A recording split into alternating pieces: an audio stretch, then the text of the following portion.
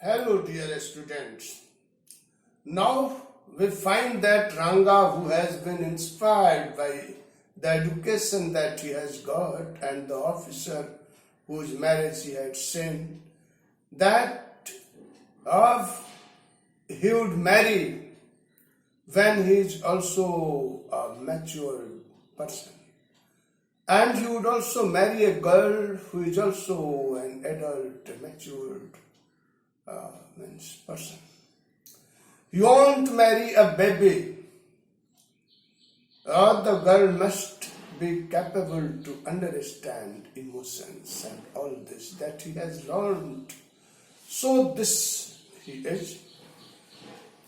But in the story we find that this won't happen. He would marry. Soon he would marry. And Shama, the narrator, will be the architect of this marriage.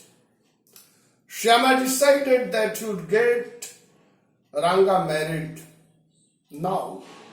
Till here we find the cunningness in the nature of Shama and the common vulgarity that the village folk are supposed to have, but not often, but those uneducated people mostly do have. But there is something humanitarian also in the story, and that humanitarian thing which Shama possesses, you will come to know soon. What is that thing? The thing is that Rama Rao's niche Ratna has lost her parents and she had come to live with Rama Rao, and she is 11 years old. And now since she has come from a big city, she knows very well to play harmonium, and she has learned singing when she has learned. And she is sophisticated because she had got good, she had been brought up to that age in a nice way and in an educated atmosphere. Now this orphan in a sense, because she has lost her parents, but she is not quite uncared for. She has her uncle Ramarao. She is a niche of the niche of Ramarao. And now what we find that Shama thinks that only Ranga is the fit boy for her and to be her husband. And he arranges for this marriage.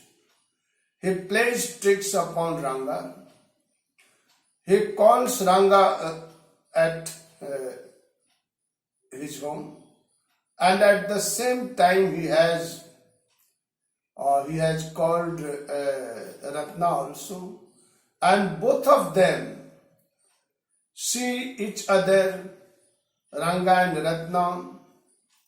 And in the very first sight, the seeds of this love have germinated in their hearts. And this Ranga, this feeling Ranga tries hard to hide from Shama, but the clever and worldly wise eyes of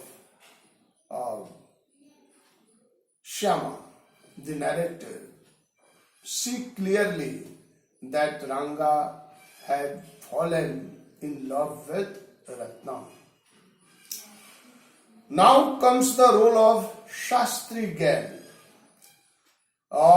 By the character of Shastri girl, Shama ridicules the astrologers as well.